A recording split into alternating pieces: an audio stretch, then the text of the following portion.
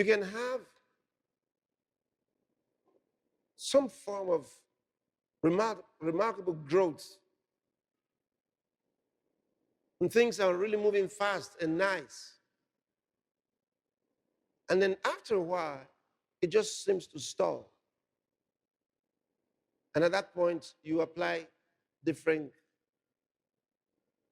things. This idea and that idea and that idea, and then nothing seems to be changing. Often, such things happen when you start taking the ministry of the Holy Spirit in your personal life lightly. Then the growth, the speed of growth, rate of growth reduces and might completely stall. And it looks like you are at a point where you're not experiencing the kind of changes and the growth that you want. It can happen. It can happen in numerical growth. It can happen in finances as well, if not both. So at that point, you'll be trying different things. You try this and you try that and you try that, and they all seem to not be yielding results. And these will be things that some other people will put to work and will produce results. And even yourself might have tried those things before, used those things before, and they did work. But you are now at a point where all those efforts and strategies don't yield much results. I said, often you arrive in that situation when you let down on the personal ministry of the Holy Spirit in your life. In your life. In your life. In your life.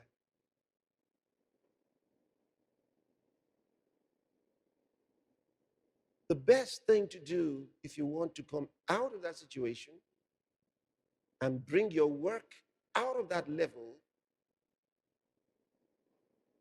fast and pray. With the understanding that you are making a change, a transition by yourself. You see, you're making a change in your attitude. You're making a change in your personal relationship with the Holy Spirit. That is why you are fasting. This fast is not about changing the situation, because the situation is not the problem. I just told you where such a problem usually comes from. It's not the situation. So don't pray about that situation. No, no, no. Instead, fast and pray to enhance, to change your personal relationship with the Holy Spirit. That would be the focus of your fast. You fast and pray. And during that period, open yourself to the scriptures.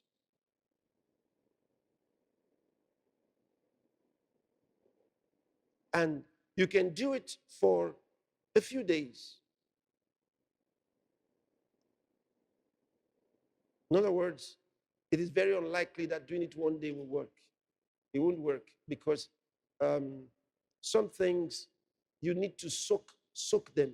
Making it damp is not enough. You can make it damp. One day will just dampen it. It's not enough. It's not enough. You need to give it a period of days.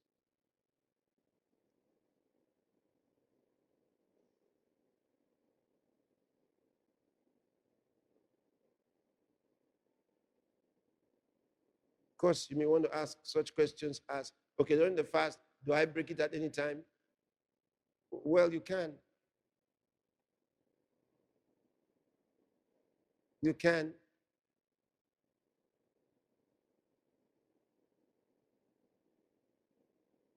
You can. Maybe you break it particular time of the day and start again the next day.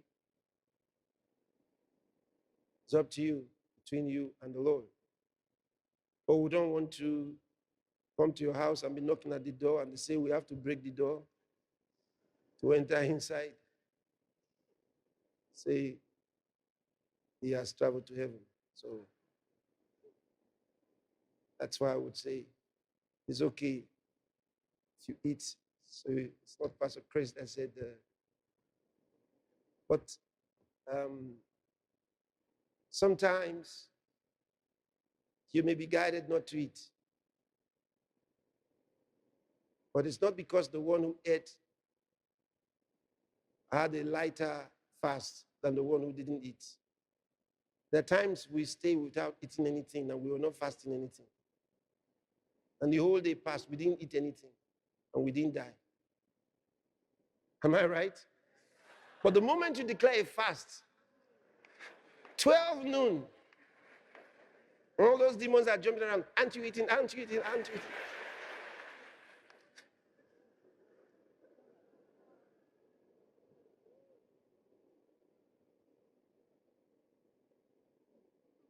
Now they come and announce to you that an ice cream shop has just opened near your house. It wasn't there until you fasted.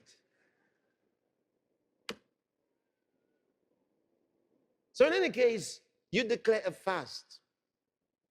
And you fast for this purpose. To do something. Get yourself back in this fellowship of the Holy Spirit that you were letting down on.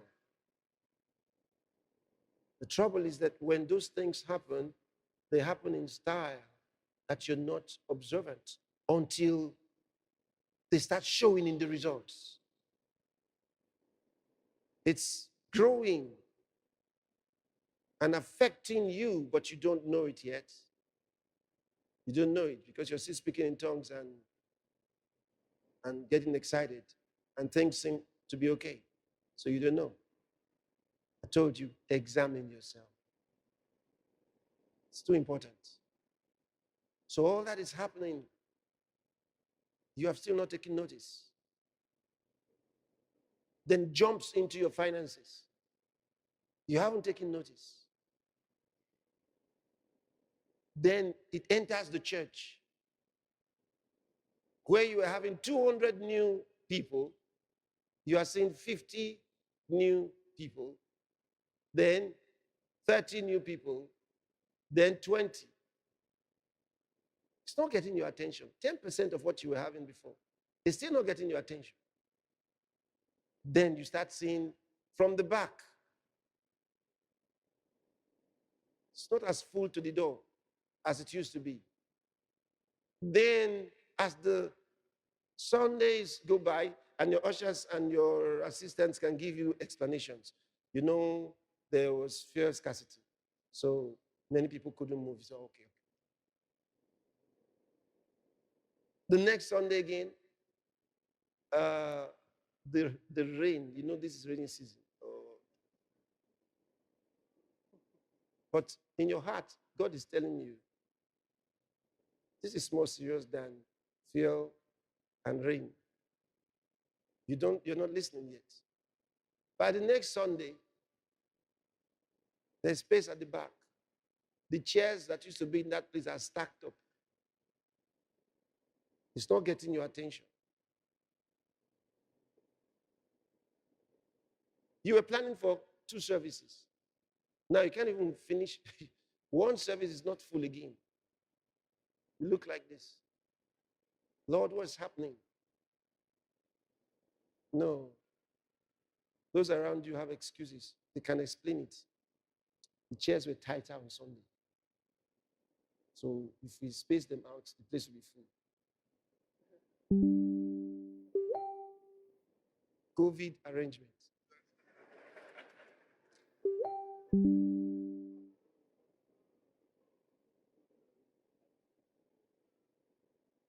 And then gradually, until you wake up and become sincere to yourself. Because by now, it's hitting hard on your finances as well. Because right now, you can't even tell who's not coming to church. Everybody seems to be coming, except that the chairs are less than before. Lord, what's happening? If it doesn't get your attention at that level, something is wrong. It's going to get worse. It's going to get worse. Until you say, hold it! What's happening?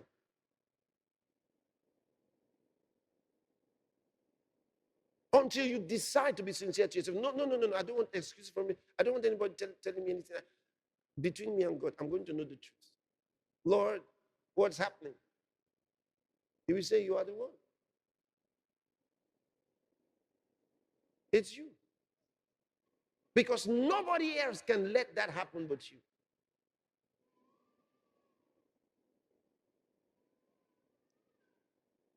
Believe what I'm telling you. Nobody else can let it happen but you. As long as you're a watchman, see, you must be a watchman. You must be a watchman, swift. Swifter than eagles. Yeah.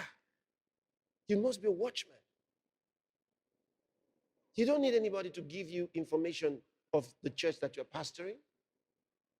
No. You carry it in your heart like this. You know about it. You know more than anybody else. The state. The Bible says you should be careful to know the state of the flock. So that's your job. That's your responsibility. You should know. So if anything is happening, you should know.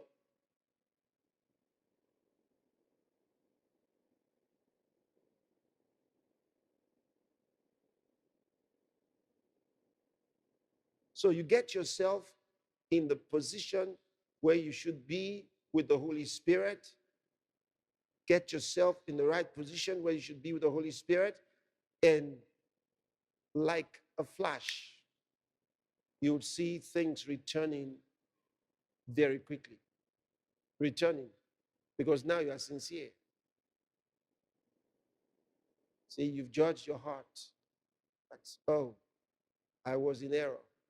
I was going in the wrong direction. Now I've corrected myself. When you correct yourself, things will get back. And don't find yourself going back again. He had no pleasure in fools. Remember that. He said so.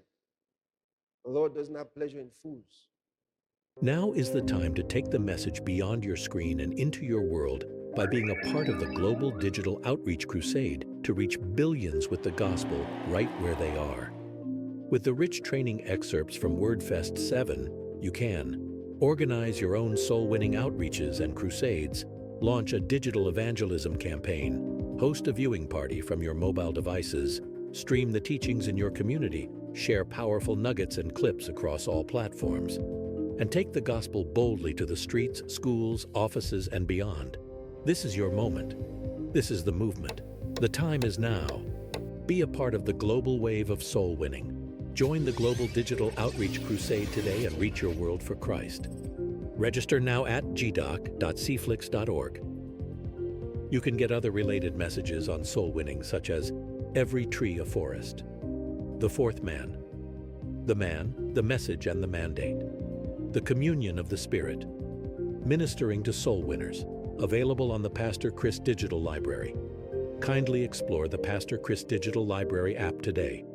Pastor Chris Digital Library, a place of solutions.